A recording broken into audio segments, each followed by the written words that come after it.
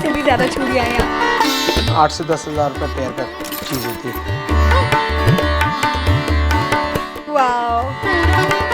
श्रीदेवी जी तो वो आ गई दुख शॉप पे, और उनके साथ माधवी थी शायद, तो मैं एकदम शॉक्ड हो गया। तो वो चूड़ियाँ वूड़ियाँ पहन के गई। चूड़ियाँ किसे नहीं पसंद। I mean, कोई भी फंक्शन हो, कोई भी ओकेजन हो, चूड़ियों के बिना तो अधूरा है। आपने कितना भी महंगा लहंगा क्यों ना पहना हो, आपका मेकअप कितना भी फ्लॉलेस क्यों ना हो, लेकिन हाथों में चूड़ियाँ ना हो तो हमेशा ऐसा लगता है कि कुछ तो मिसिंग है। तो इसीलिए आज मैं हूँ एक ऐसी जगह जो 10 साल, 20 साल या 50 साल पुरानी नहीं, पूरे 200 साल पुरानी है। तो कहाँ हूँ मैं? चलिए बताती हूँ।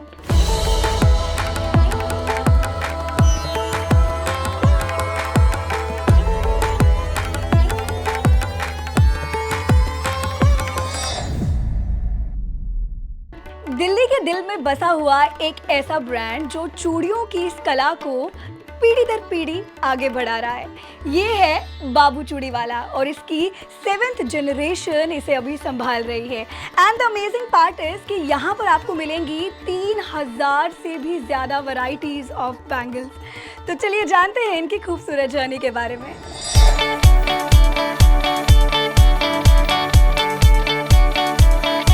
तो सिंस 1823 सबसे पहले अजीज जी मैं यही जानना चाहूँगी कि बाबू चूड़ीवाला का जो ये सफ़र है इसकी शुरुआत कैसे हुई? इसकी शुरुआत बहुत पुरानी है। हाँ, 1823। तकरीबन 200 साल हो गए हैं। तो मेरे परदादा के परदादा ने ये शुरू करा था काम। और जब शाहजहाँ की बेटी जहांरा थी, उसने मीना बाज़ार बसाया था, तो वहाँ औरतों का काम होता था। तो हमने तकरीबन 200 साल पहले वहीं से ही काम शुरू करा, बल्ली मारान बाज़ार। वो आज भी चांदनी चौक की गलियों के अंदर मिर्ज़ा गालिब के हवेली के पास आज भी हमारी शॉप है, वो चल रही है। वहीं से हम इसको लेके चले और आज यहाँ तक पहुँचे हैं। और आज के समय में कितनी दुकानें हैं बाबू चूड़ीवाला की? हमारे अभी 4 स्टोर चल रहे हैं। दिल्ली में ही? दिल्ली में ही चल रहा है। कहाँ कहाँ पे? एक लाजपत नगर में है, एक Greater Kailash part 1 M block में, एक बल्ली मारान में, एक हनुमान मंदिर नॉर्थ प्लेस के बराबर में जो मार्केट है उसमें। और आप कौन सी जनरेशन है? मैं 7th जनरेशन हूँ, मेरे बच्चे आगे आ गए 8th जनरेशन। मतलब 8th जनरेशन भी तैयार है? बिल्कुल।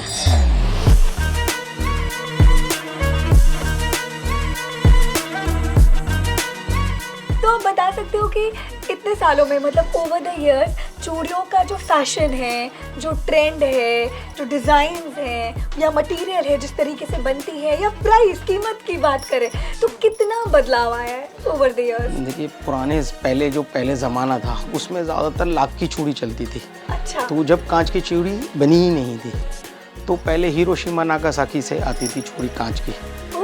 तो हिंदुस्तान में जो चूड़ी बनती थी वो लाख की बनती थी, तो वहाँ आई। फिर उसके बाद इंडिया के अंदर पहली बार पुरजन नगर के अंदर भट्टियाँ लगी जहाँ हाथ से चूड़ी को गोल करके कांच से बनानी शुरू करी। उसके बाद फिरोज़ाबाद में शुरू हुई। आज हिंदुस्तान के अंदर फिरोज़ाबाद बहुत बड़ी स्केल के ऊपर चूड़ी का बनती है। बिल्कुल। वहाँ पर जो है बेसिक कांच की चूड़ी बनती है। तो आपके पास तकरीबन कितनी वैरायटीज़ होंगी चूड़ियों की? हज़ारों में है, क्योंकि देखिए इस कांच की चूड़ियाँ और लाख की चूड़ियाँ, एक्रेलिक की, प्लास्टिक की चूड़ियाँ सबकी अलग अलग हैं। और ये सब आपके पास बनती हैं? सब मेरे पास, मैं सब कुछ नहीं बना पाता। अच्छा। लेकिन डिज़ाइनिंग जो है वो अपने हिसाब से कराते हैं। जो हमारे कस्टमर्स हैं उनकी रिक्वायरमेंट के हिसाब से डिज़ाइन भी करा देते हैं। अब इतने लोग जुड़े हुए हैं तो उसी हिसाब से इतने बड़े स्केल के ऊपर काम भी होता है और उतना ही बिज़नेस लोगों को मिलता भी है। ज़्यादातर घर में औरतों को बिज़नेस ज़्यादा मिलता है चूड़ियों से, क्योंकि ये सब हैंडमेड काम है।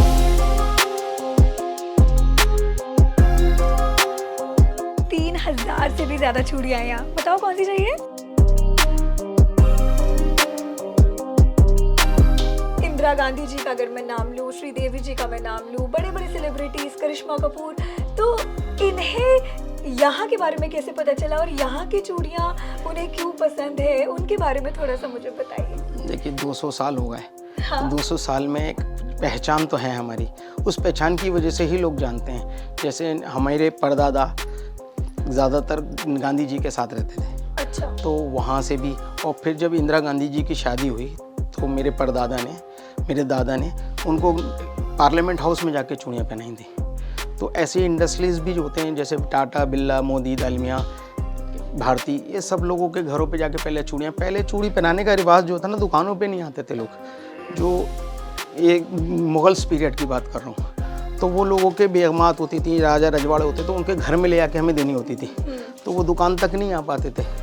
तो अब तो रिवाज यह है कि अब दुकानें इतनी मॉडिफाई हो गई हैं और आजकल ऑनलाइन का ज़माना आ गया है, उसके अंदर बैठे बैठे मोबाइल के अंदर या आप व्हाट्सएप पे या वेबसाइट पे जाकर आप चूड़ियों के डिज़ाइन देख सकते हैं, पसंद कर सकते हैं। तो क्या आप लोग भी ऑनलाइन अवेलेबल हैं? जी बिल्कुल अवेलेबल ऑनलाइन है। अगर हमें हाँ। जैसे अभी हम तो दिल्ली में हैं और आपके सारे ब्रांचेस दिल्ली में हैं, तो अगर किसी को इंडिया में कहीं और से खरीदना हो तो ऑनलाइन वो कहाँ हमारी वेबसाइट है, वेबसाइट से भी ले सकते हैं। हमारे व्हाट्सएप नंबर हैं, उससे हम ऑनलाइन वीडियो कॉलिंग करके कस्टमाइज़ करके चूड़ियों के सेट भी बनाते हैं और वो देते भी हैं लोग। इंडिया में नहीं, इंडिया से बाहर से भी लोग लेते हैं हमसे। तो कहाँ से? यूके, यूएसए, कनाडा, ये तो सब जहाँ इंडियंस तो ज़्यादा हैं। भी चूड़ियों का इतना कल्चर है? बहुत क्रेज़ है। आज से अगर 8-10 साल पहले तो फॉरेनर्स में भी बहुत क्रेज़ था, बहुत एक्सपोर्ट होती थी चूड़ी। जब से ये थोड़ा सा डॉलर के प्राइस में फ्लक्चुएशन हुआ, तो जब से चूड़ियाँ थोड़ी सी कम हो जाने लगी इंडिया से, वरना पहले एक्सपोर्ट भी बहुत होती थी बैंगल्स।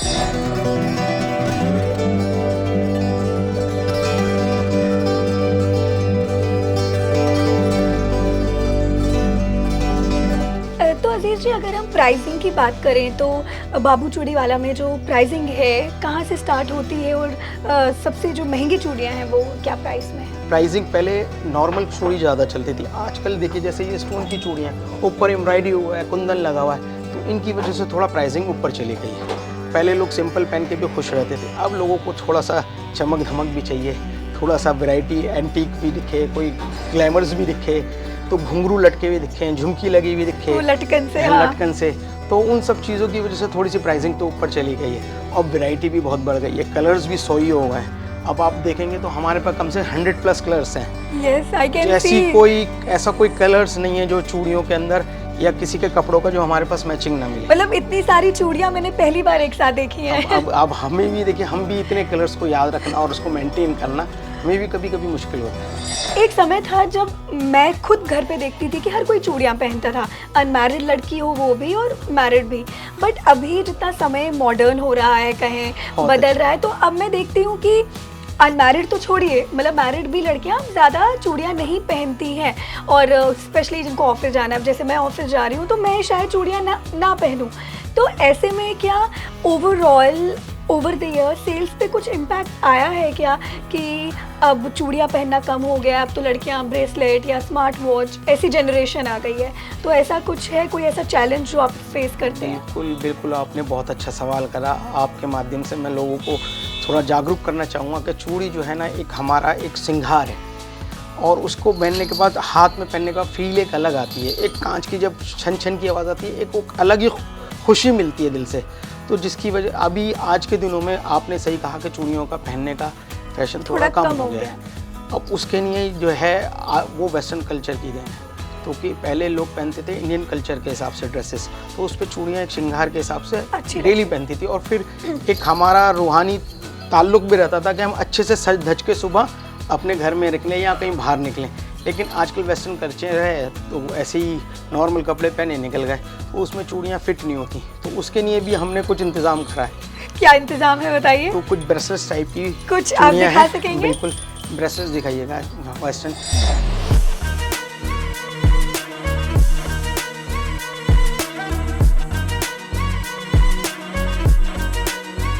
देखिए, जैसा कि मैंने आपको बताया कि जी जो मॉडर्न कल्चर के हिसाब से जो आउटफिट पहनते हैं उनके अंदर भी हमने इंतज़ाम कर रखा है। हाँ। तो उसके अंदर कुछ लड़कियां आजकल ये एंटीक है ना, इस टाइप की चूड़ियाँ, इसमें घुंघरू टाइप की चूड़ियाँ, ये बहुत सारी चीज़ें, तो ये सारी वैरायटी भी हमारे पास बहुत होती है, जो एक इंडो वेस्टर्न लुक देती है। इससे पहनने वाले के अंदर दिल में खुशी बनी रहती है और वो पहनने में क्रेज़ रहता है कि हाँ जी मैंने कुछ पहन रखा है। ऐसी कुछ हमने मॉडर्न और इंडियन मिला के मिक्स करके इस चीज़ें बनाई हैं और ये थोड़ी एथनिक टाइप की चीज़ें, ये डेली यूज़ में भी पहन सकते हैं, डेली यूज़ में पहन सकते हैं और ये लड़कियां पहनती हैं और अच्छे से खुशी से पहनती हैं, अच्छे से पहनती हैं।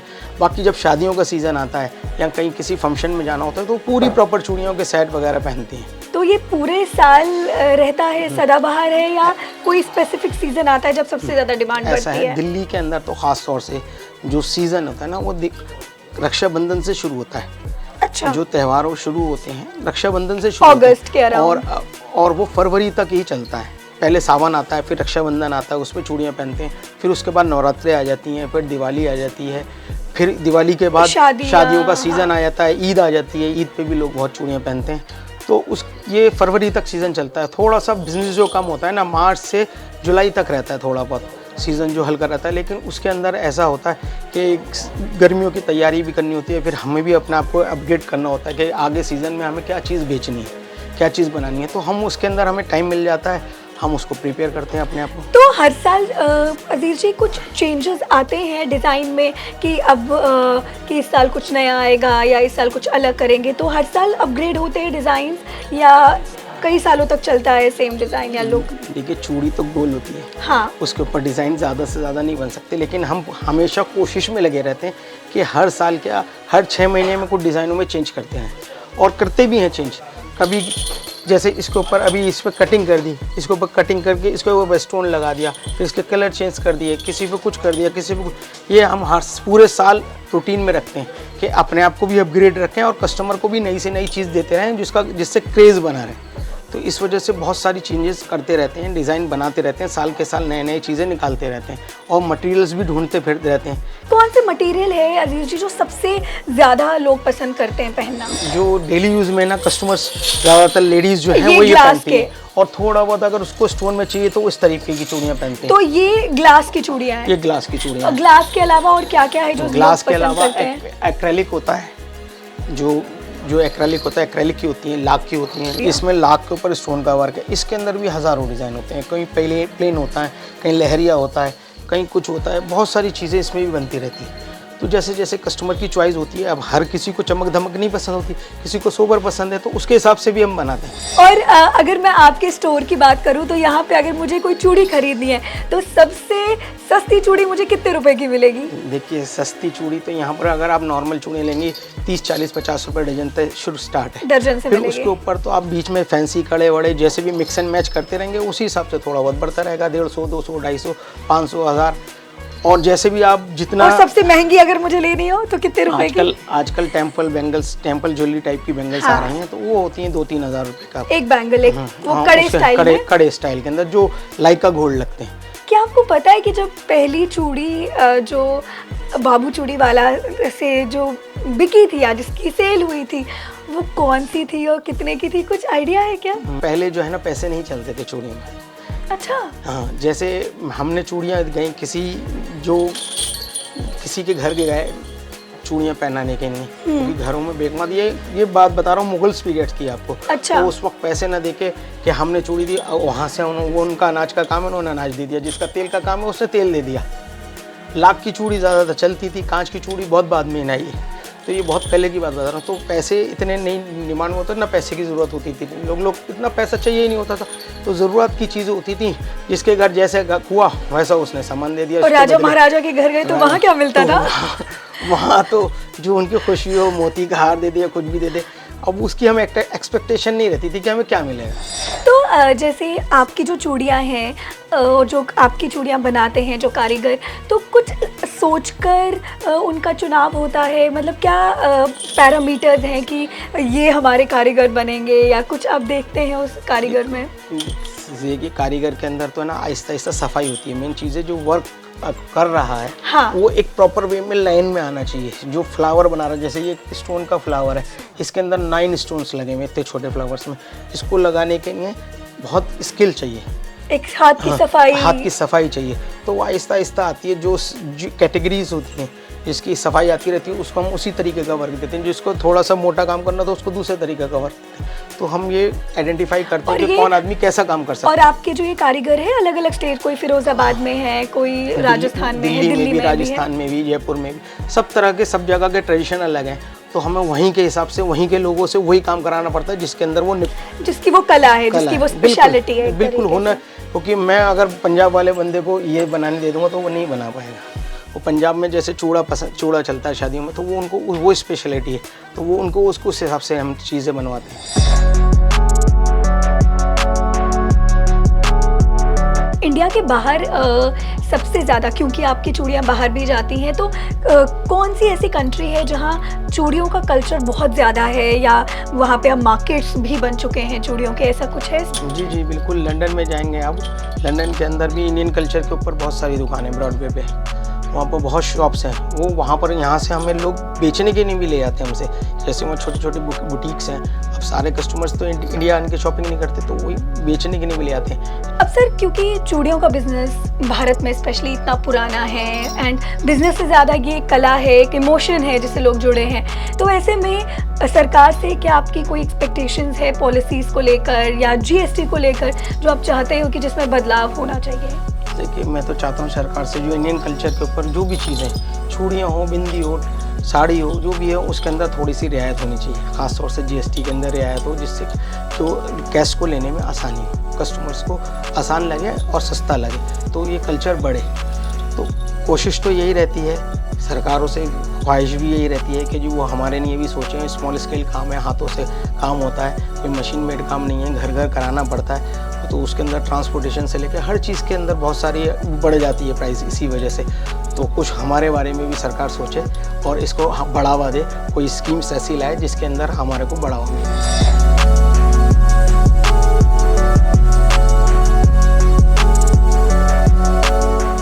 सबसे एक्सपेंसिव रेंज है, क्या प्राइस है अजीज जी इनकी, इन बैंगल्स की? अलग अलग होता है, जैसे ये इसके अंदर कुंदन और अमेरिकन डायमंड्स दोनों लगे हुए हैं, तो ये थोड़ा सा एक्सक्लूसिव रेंज है।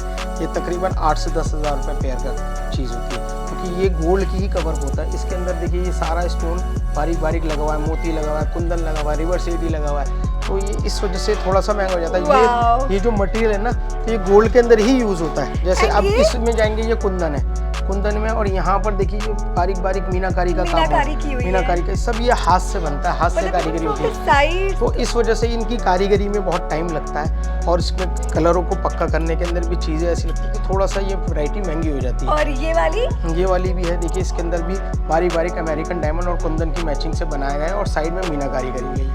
और आजकल जो डिज़ाइनर्स के हिसाब से भी लोग चूड़ियाँ पहनते हैं, उसके अंदर भी जैसे सब्यसाची के आजकल कपड़े आउटफिट बहुत आ रहे हैं। हाँ। सब्यसाची स्पेशल हम भी चूड़ियाँ बनाते हैं, उनके अकॉर्डिंग टू उनकी ड्रेस के हिसाब से भी डेवलप करते हैं चीज़ों को। So these bangles are Sabyasachi special. अब उनके वर्क जो है ना, आजकल इस वक्त लेटेस्ट जो ट्रेंड चल रहा है ना, उनका इस तरीके का चल रहा है, एंटीक वर्क के ऊपर मीनाकारी का और अमेरिकन डायमंड का। ये सबसे सब्यसाची की सारी लेटेस्ट रेंज है।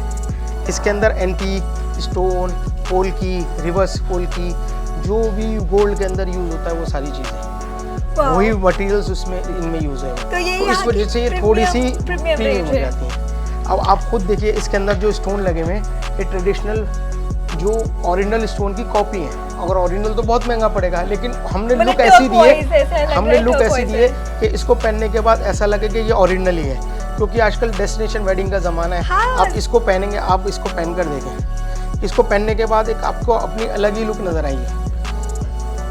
आप इसको पहनने के बाद आपको लगेगा कि आपने एक रजवाड़ा कलेक्शन पहन रखा है। मैं रानी हूँ। नहीं, सच्ची में ये कितनी खूबसूरत है। इवन मतलब इसमें वो रॉयल्टी मतलब छलक रही है। बिल्कुल, जो ये राजा महाराजाओं के टाइम में जो पत्थर लगते थे बैंगल्स में, लाख में, अब ये मेटल के अंदर एंटीक उस तरीके की चीजें बनाई हैं, जो पहनने के बाद कस्टमर को भी फील होता है कि हाँ, मैंने कुछ एक्सक्लूसिव सी चीज पहनी है। बिल्कुल ऐसा ही लग रहा है कि वही है कि इसी वजह से ये थोड़ी सी महंगी पड़ती है। तो यहाँ सिर्फ चूड़ियाँ नहीं, बल्कि एक लेगेसी है, एक ऐसी कहानी जो 200 साल से चलती आ रही है। आज मैंने तो अपने लिए यहाँ से कई सारी चूड़ियाँ ली हैं, पर क्या आप इस हेरिटेज स्टोर से अपने लिए चूड़ियाँ लेना चाहेंगे? मुझे कमेंट्स में ज़रूर बताएं, और ऐसी ही स्टोरीज के लिए देखते रहें ज़ी बिज़नेस।